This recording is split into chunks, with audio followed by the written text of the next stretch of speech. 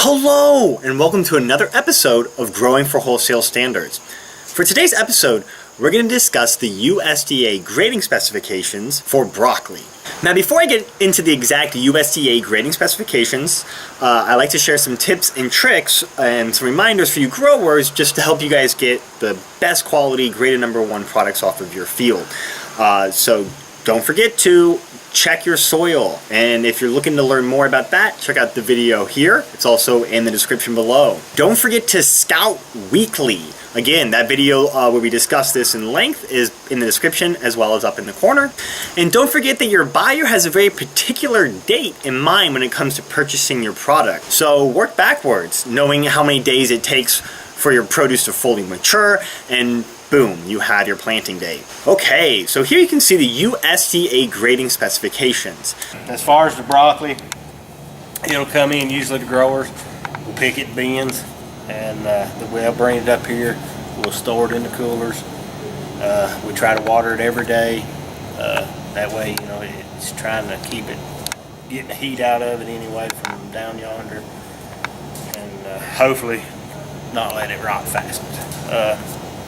So the biggest thing is it's either bad or good. So I mean, it's pretty much, you know, you want a perfect head, but as long as it's green, there's no brown, there's no rot in it. Like I said, you know, we have run into it this year, or we have had a lot of rain. We did have rot.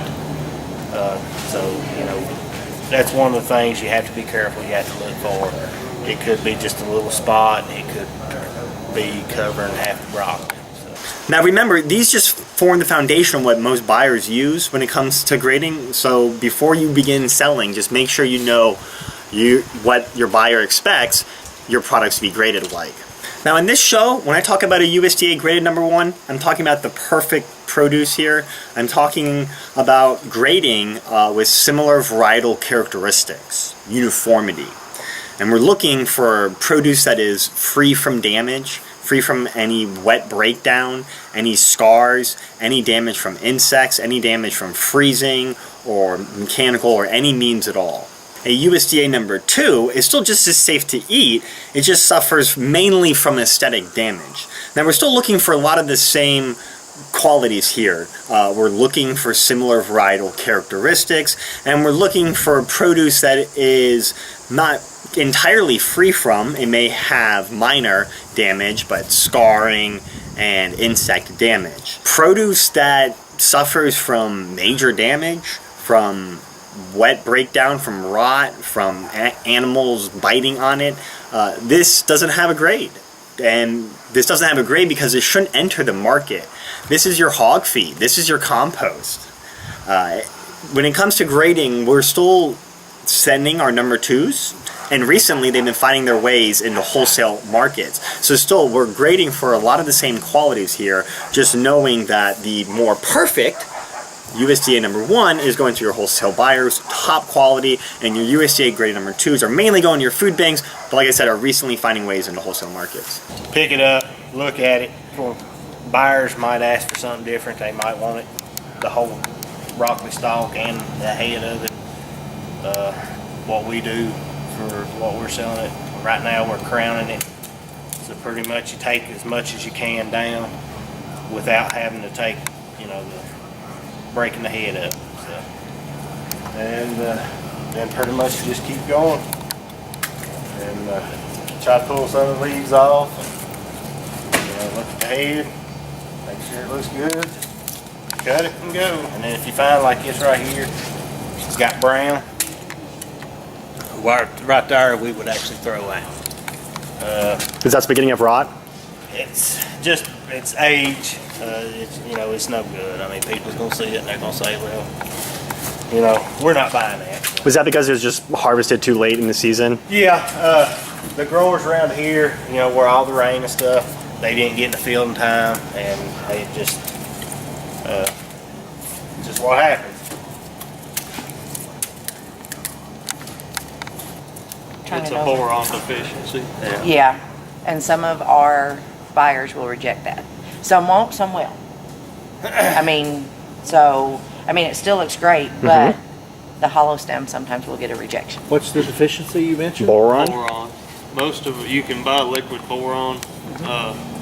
Most of our growers have just went to either spraying it on or putting it in their transplant water or some sort of boron supplement.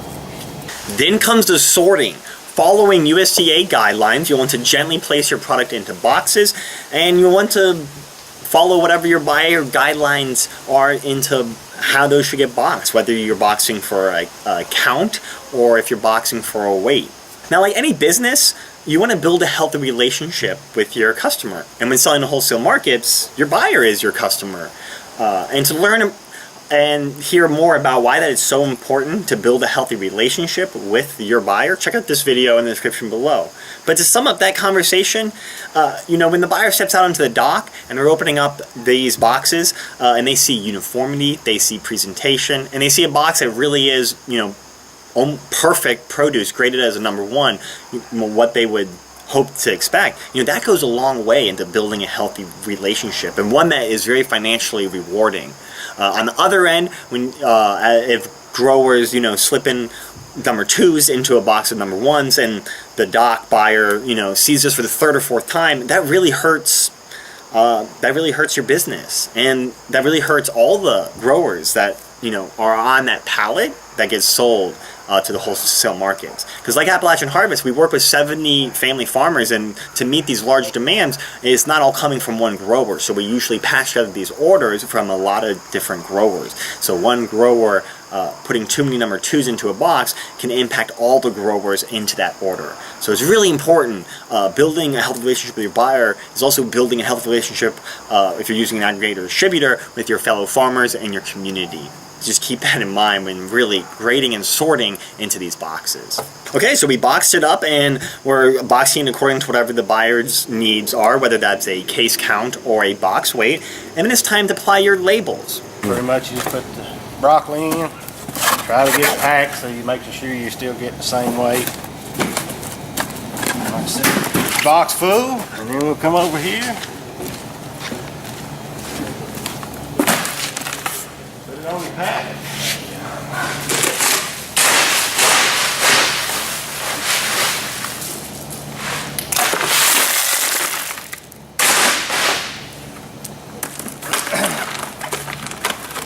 Box it up.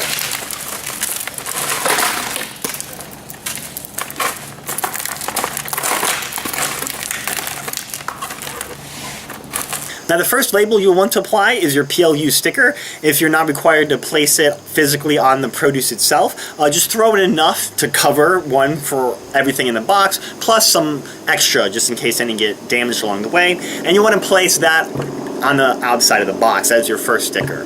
The second label you want to apply after your PLU sticker is a trace of origin sticker. This lets the buyer know where the product was boxed, as well as it's certified organic or conventional. Lastly, you'll want to apply your traceback code sticker, and to learn more about that, check out the video in the description as well, and it's up here in the corner. Well, I hope that helps. Any questions, comments, throw it in the comment section. We'll get back to you as soon as we can, and stick with us. We still got some great episodes coming up, and I hope to see you guys next time on Growing for Wholesale Standards.